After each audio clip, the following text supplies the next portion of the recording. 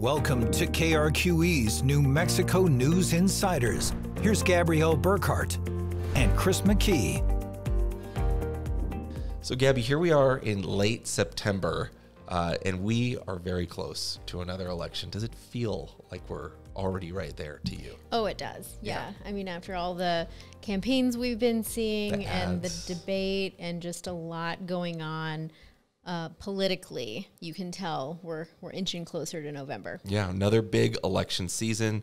So the presidential race being on the ballot often is seen as something that draws more voters to the polls. In New Mexico, for the federal election, there are some seats to pay attention to, right? The 3 House seats that are always going to be on the ballot every 2 years, but also New Mexico does have one of its 2 Senate seats on the ballot this year.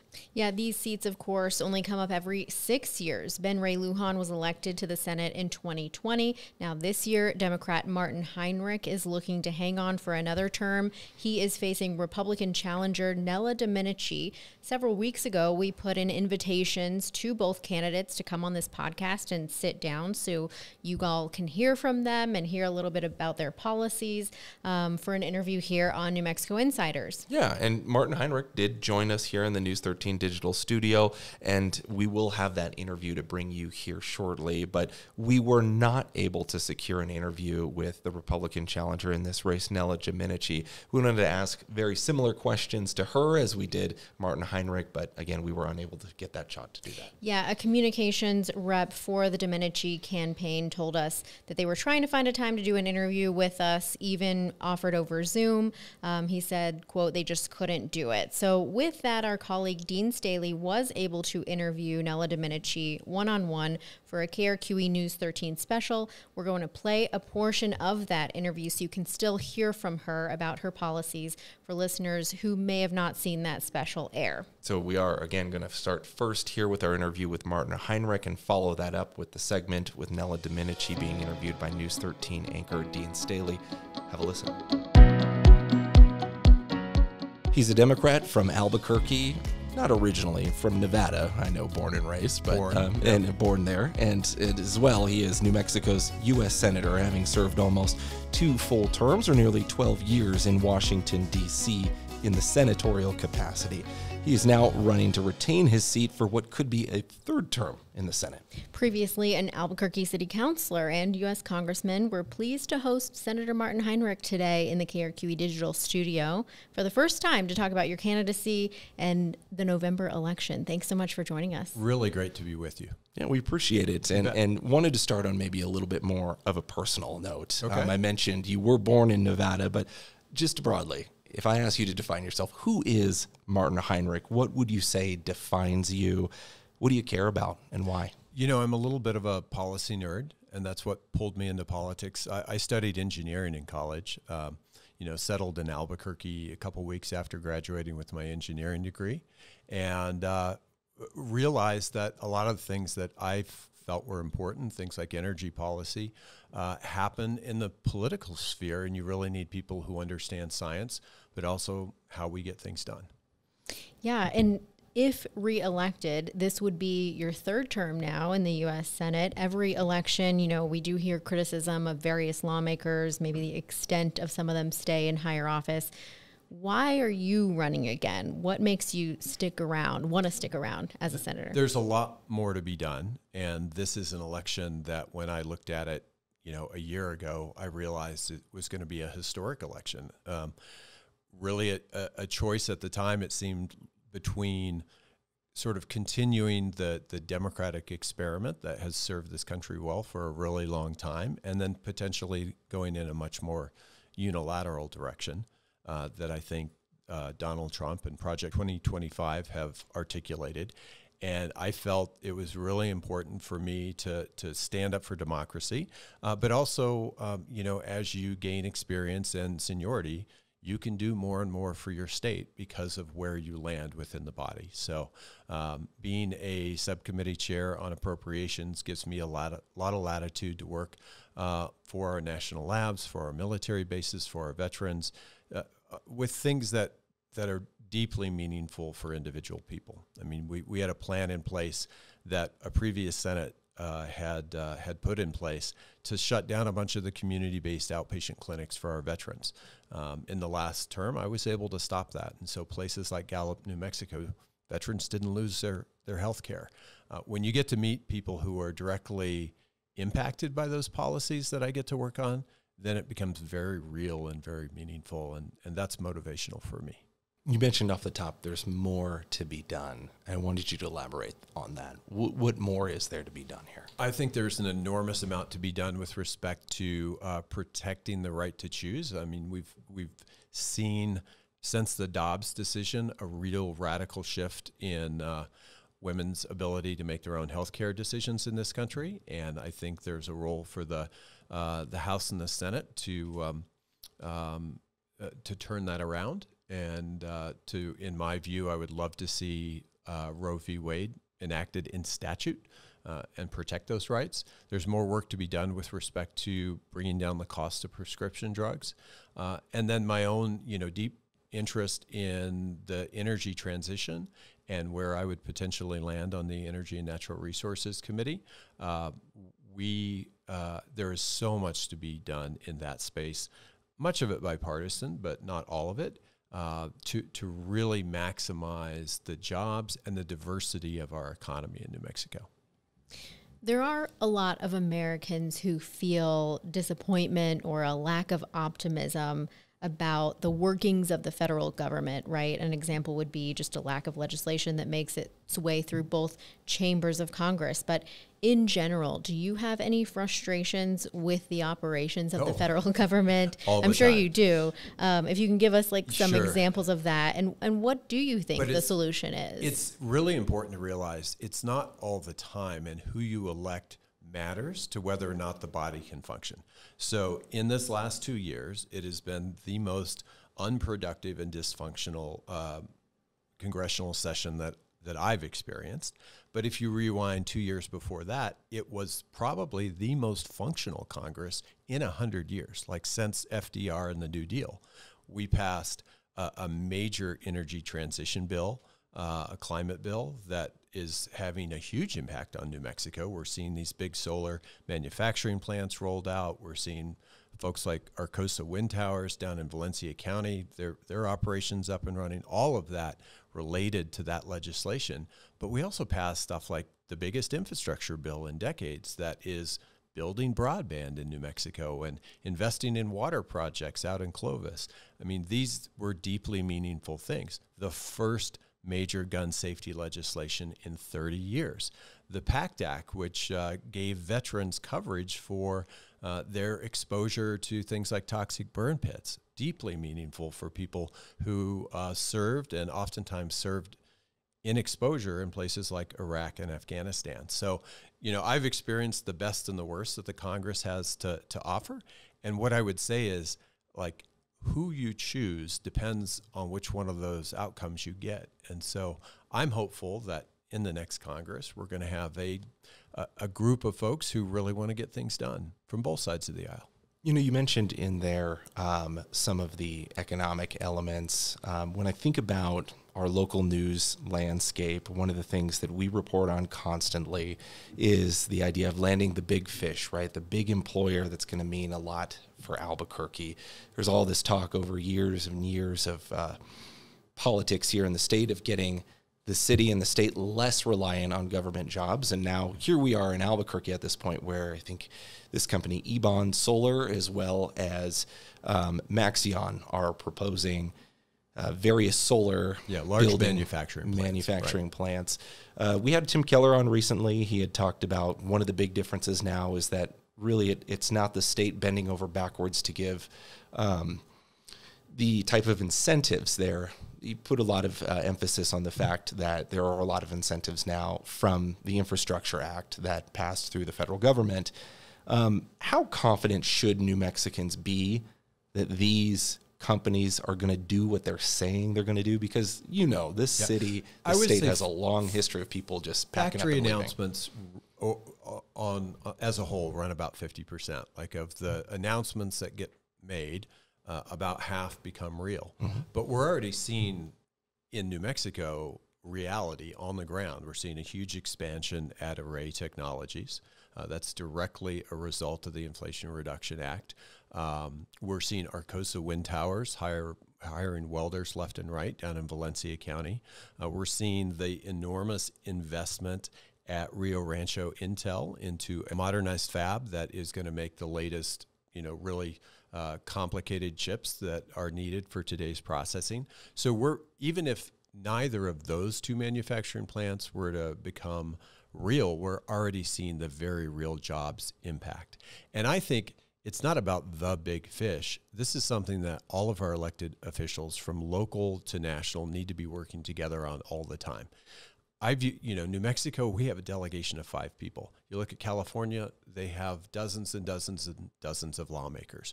We have to work together all the time to maximize our economy. And that means working on little projects, and it means working on big projects. I spent 17 years trying to make it possible to build transmission in New Mexico again. That was a long road, but at the end of it, we were able to get SunZia off the ground. It's going to have a $20 billion impact on the Southwest. If you're a lineman right now, you can get a job. I guarantee it. And it's also facilitating the largest clean energy generation project ever built in the Western Hemisphere, bigger than the Hoover Dam. So I just think we need leadership that can work together and can chase these economic stories to fruition so that New Mexicans can grow up here and work here and have a job that they can build a family around. As a possible third-term senator, where do you think you'll put your focus if you do end up going back to the Senate, if you return to D.C.? Is there a particular legislative subject or a specific piece of legislation that you really want to pursue in that third possible term? Your committee assignments really they're almost like your college major in a lot of ways. You can't be everything to everyone, and based on where you land, you can have more or less impact based on that. Energy and natural resources has always been a committee that's been really important to me. I've been able to legislate on that committee on the energy front, as well as protecting our public lands, which I think a lot of New Mexicans rightly view as their birthright. It's a great place to work on those things. There are also other things that I want to work on that maybe aren't central to my committee assignments, but I have an ability to work on because of who I am. I'm a gun owner. I grew up with guns. I grew up in gun culture. And I think that gun owners have a special responsibility to work on gun safety right now, given the challenges we have with gun crimes. I've had some success doing that in the bipartisan bill that passed a little over 2 years ago. But I want to continue that because I think, my caucus has said, guns better than most of us know guns. Get in there and work with the Republicans and find ways to say it's not okay to have the level of gun crimes that we have right now. And so working on things like the Go Safe Act, which would regulate some of these incredibly dangerous firearms that are used over and over again in crimes and mass shootings, that's someplace I'll put a lot of effort as well. I see. We've heard some speculation as well over the last few years that, you may not stick around for a full term if reelected to the Senate. There have been speculation out there. There's been some reporting out there that you might be interested in returning to New Mexico side, state or local kind of politics. Particularly, I think your name has come out there as perhaps being interested in running for governor after Michelle Lujan Grisham ends her second term. Do you want to run for governor? And if not, where do you think the speculation comes from? I want to make a difference for the people of New Mexico, and I will continue to do what I think to make decisions based on where I can make the most difference. And right now, I think that's U.S. Senate. That's why I'm running for re-election. Do you think, though, that if an opportunity arose, Michelle Lujan Grisham's term would end, I think, about a third of the way through your 6-year Senate term. Is that an opportunity that interests you? Right now, when I looked at the 2024 election, I realized that it could be a fork in the road for the United States of America between continuing down the fork that we've been on for a long time, that is a great experiment in democracy, and something that looks a lot more totalitarian. And I just felt like I had a responsibility to make sure that we continue this incredible experiment in democracy, because it's been really great for our nation. I want to follow up on one topic that you just covered, gun safety. I think that term is used rather broadly sometimes, from politicians. But now that we've got you here, is there anything specifically that you can say, this needs to be done, and you feel like you can be bipartisan about affecting some sort of change related to gun safety? Well, I was deeply involved in the negotiations for the Bipartisan Safer Communities Act that was signed into law a couple of years ago. And I had to work with my Republican colleagues to make that happen. The pieces that I was deeply involved in are two. One is something called straw purchases, and what that is I can legally buy a gun. I know somebody who can't because they are, one, a convicted criminal, two, a spousal abuser, and I go and buy a firearm and then give it to that person. That was not a prosecutable crime in the past. It was a paperwork crime. We changed that in this legislation. I worked very closely with Tom Tillis out of North Carolina, Republican Susan Collins, to make that happen. We also changed our gun trafficking laws. When our gun trafficking laws were written in the United States, we were worried about people trying to traffic firearms into the U.S. For the last 20 years, our challenge, and much of the challenges we have along the border, are that people were trafficking firearms from the United States into the hands of cartels south of the border and throughout Central America. We also made that a prosecutable crime. There is much more to be done. In particular, I have a piece of legislation called the Go Safe Act, which seeks to rein in some of the most extreme technical aspects of some of these assault rifles and other firearms that we see used in mass shootings over and over and over again. And so that's something that I will continue to pursue and talk to my Republican colleagues about in the next Congress. Okay. And what do you see as one of your top priorities legislatively on the federal side for you to try to get done for New Mexico specifically? One of the things that I focus on each and every year are our labs and our bases. And it's one of the reasons why I sought to be on the Appropriations Committee, is because it's a place where I can really make a difference.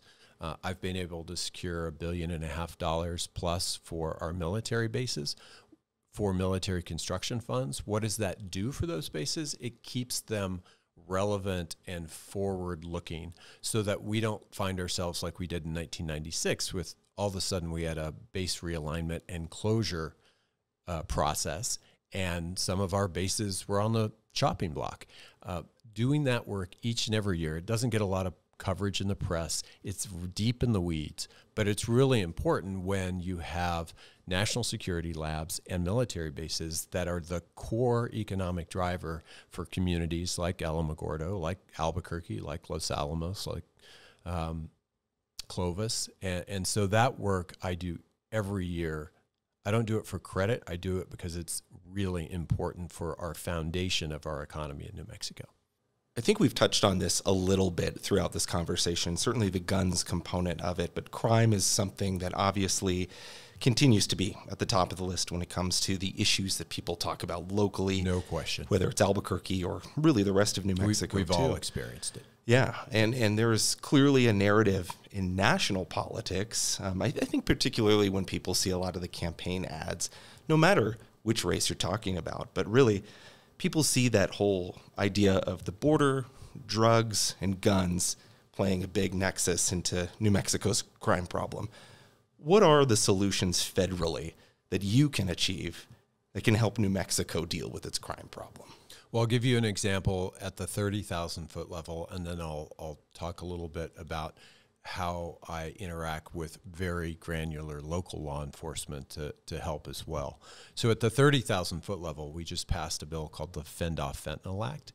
And what it did is it gave law enforcement new tools to be able to go after the bank accounts and the economic bread and butter of these cartels. That's really important because that is where you hit them. You're not just putting some low-level person in jail for a while. You're hitting them where it hurts. So we need to pass policies like that. At the more granular level, I worked over the last couple of years with local sheriff's departments, local police departments, and the Attorney General's office to get funded the actual forensic equipment that helps them to solve crimes. And that is drug-based forensic equipment that can test for fentanyl, for example, and test the actual product that they have to prosecute a case based on, the evidence, but also things like shell casing forensics. And if you look at crime in New Mexico, what was shocking to me is how many cases go unsolved. So if we don't have some of these tools in place at the local level, DNA forensics is another example where I helped the sheriff in Doñana County get their own DNA machine so they didn't have to drive to Santa Fe to get something analyzed. That helps people actually solve more crimes, and then the same people who are committing those crimes over and over and over again finally get prosecuted. So before we let you go, we do want to address your opponent, that is Republican Nella Domenici. She is certainly has the name recognition around here in New Mexico as the daughter of New Mexico's former U.S. Senator, the late Pete Domenici. She'll also be the third different Republican opponent you faced in an election for Senate. You faced Mick Rich in 2018 and Heather Wilson in 2012. What do you think of Nella Domenici and her candidacy as she presents it? Well, I think the fundamental challenge that she has is that she has spent decades and decades and decades in a very successful career, but a lifestyle and a life's work that it's hard for most New Mexicans to relate to. So if you've spent 50 years working for Credit Suisse and working for Bridgewater, the biggest hedge fund in the world, or it was at the time, those are not life experiences that most of the New Mexicans that I run into in the grocery store can sort of wrap their head around. And I think that is one of the reasons why, despite the fact that she's very well resourced, that she's had some struggles connecting with people. When we talk to political candidates, we always like to bring it back in the end to a sort of positive question. Is there anything about your opponent that you respect or admire? She's clearly a hard worker who's, went off and got a very good education and succeeded in those environments. And you have to respect people's work ethic. I think that's important. Is there anything else that we did not ask you that you would like to add in closing? One of the things that I'm really proud of right now is because we had this Congress where we could sort of walk and chew gum and do multiple legislative packages and really legislate the way that Congress historically has. We have this plethora of skilled trades jobs standing up in the state right now. And that's going to be really important for the future of our economy. If you're a plumber, if you're a pipe fitter, if you're an electrician or a lineman, we have jobs for people right now. So much so that we're now really focused on making sure that jobs pipeline can be filled, right? But those are all jobs that New Mexicans can really build a family around. And that's the kind of economic development that I want to be associated with. Not a call center or something where people are going to be scraping by, but real jobs, careers that people can be proud of. And in the last Congress, we had a big impact on this state that I think will be felt in a positive way for years to come. It's not to say we don't have huge challenges. We have inflation challenges. We have addiction challenges. We have challenges in our education system. But it shows that you can do things that meaningfully impact people's lives, and then they can give back to the community in ways that make all of New Mexico stronger. Senator Martin Heinrich, thank you so much for joining us. So great to be here. Thank you.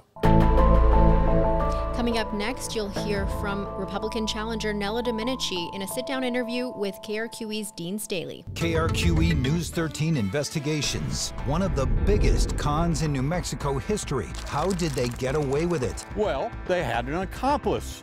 The state of New Mexico. A road rage encounter leads to murder. I miss him every single day. Did the judicial system fail here? New Mexico's families, homes, and lives are left in ashes. There's a level of anxiety. FEMA has been an abject and abysmal failure. Watch anytime on krqe.com or our YouTube channel. I want to start right away with an issue that New Mexicans care a great deal about, and that is inflation.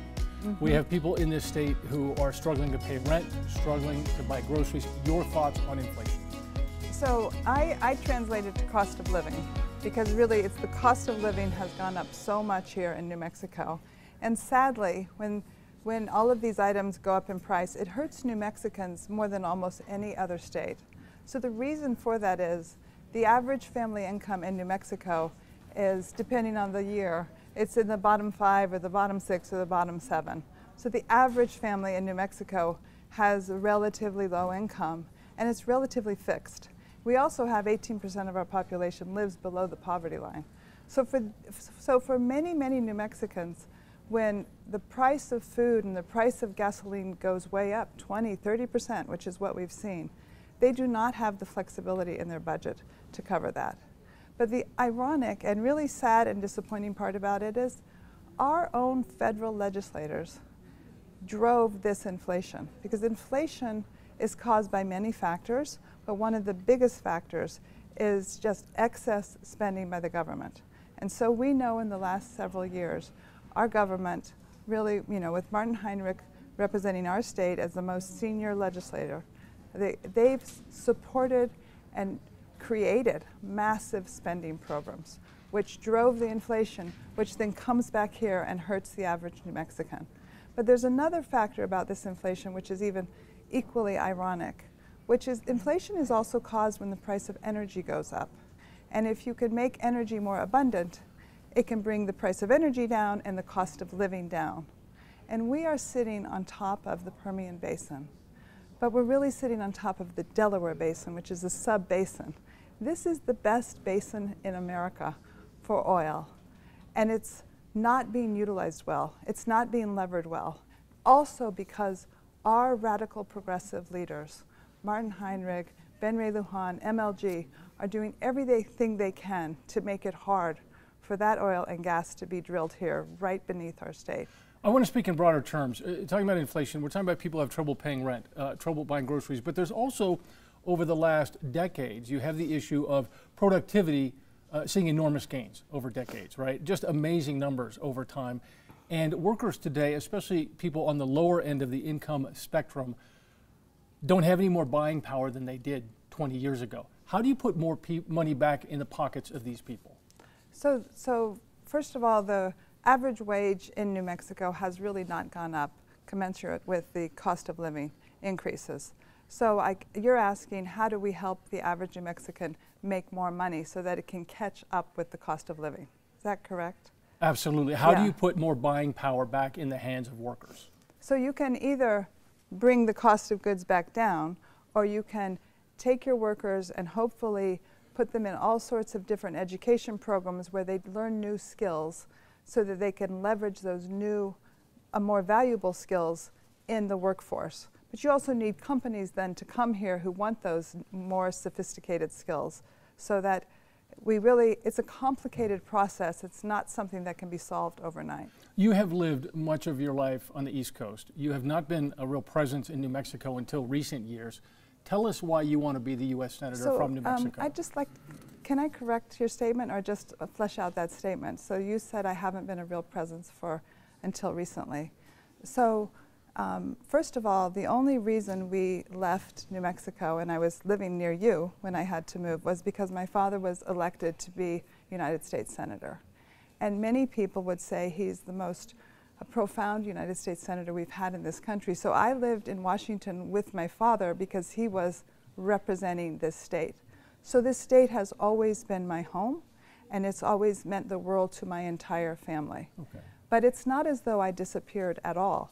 I have, just like my father, woven in a life that involved coming back to New Mexico. And I want to give you 2 or 3 examples because I don't think it's fair that people don't understand this. So for example, I actually had a consulting business with my father for a couple of years, about 12 years ago. We advised an Albuquerque company called Rio Grande Jewelers on how it could get capital to grow. So Rio Grande Jewelers is a blue chip Albuquerque company, this incredible company with 1,000 employees, and it was run by a family. And they needed a new investor to come in so they could transition. And my father and I, in our consulting business, advised them on how to do that. And we brought Berkshire Hathaway, Warren Buffett here, to be their investor. That's the first time Berkshire Hathaway invested here. So that's an example of something I did, I don't know the exact year, about 12 years ago. Similarly, this is very important, and our viewers need to know this. The biggest problem facing New Mexico is education, unequivocally. Crime is probably tied for it, and no one's really cracked. We've had all these governors who failed to solve the problem, and MLG has done a terrible job. About 7 years ago, my husband and I, 7 years ago, started something called Excellent Schools of New Mexico. It's a charter school organization, and everyone thought we couldn't do it, that we couldn't help the students in the poorest areas by bringing in charter schools. And we said, we don't care what other people think, we're going to try. And now this charter school organization called Excellent Schools of New Mexico, which only serves students in the poorest areas, has 13 schools and 9,000 students who are all doing extraordinarily well. And my understanding is that those charter schools also aren't just anywhere in New Mexico, but are in many of the most underserved areas. Okay. I want to get back to the question now. I'm asking you, and I asked you, why do you want to be the U.S. Senator from New Mexico? So I want to be the U.S. Senator from New Mexico now because I've always wanted to serve this state. I've always wanted to bring my networks, my skills, my contacts to bear on helping New Mexico grow and flourish. And I chose to do it now because New Mexico's in a crisis. The problems in this state are so profound, and they're causing us, just one problem is piling on top of the next problem, right? Our huge crime problem scares employers from coming here. Our education problem scares employers from coming here. It scares people from moving here. Both of those problems are causing people to leave here. So we're in this terrible downward spiral, and I would like to bring my skills to bear to help New Mexico really. I'd say New Mexico's at the bottom of its V, and I'd like to help New Mexico get all of its wonderful aspects, unite them, and solve our problems, and have New Mexico be the great state it can be. I have a question. I'd like to shift a little bit here, and a confession for you. I'm not really comfortable talking about money, especially other people's money. Okay. You have been incredibly successful as a businesswoman. According to campaign disclosures, you're worth on the order of somewhere between $20 and $100 million. You have multiple multi-million-dollar homes. Is that fair?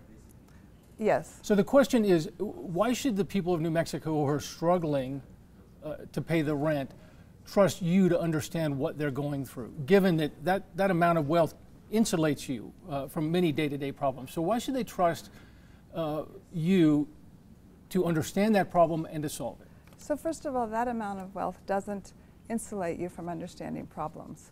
What insulates someone from understanding problems is their attitude. And so I just want you to know, for example, we all know crime is a big problem here, right? But I wasn't sure I understood it well enough, and I still don't know if I understand it well enough.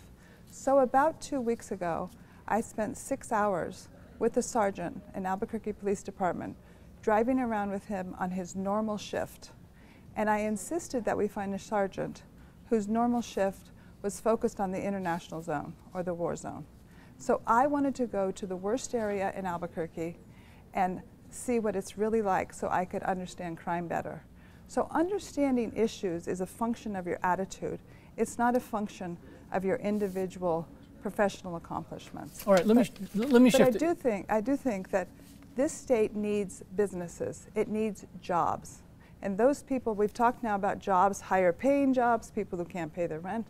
A lot of the issues facing the state now are how do we have more good jobs here with good benefits and good salaries. And I understand how to create, build, and grow jobs. That's my whole life's cause, a businesswoman. Okay, I'd like to shift now to the issue of abortion. Since the overturning of Roe v. Wade, it's an issue that matters a great deal to women all across the country and here in New Mexico. For the record, your position on a woman's right or not to abortion?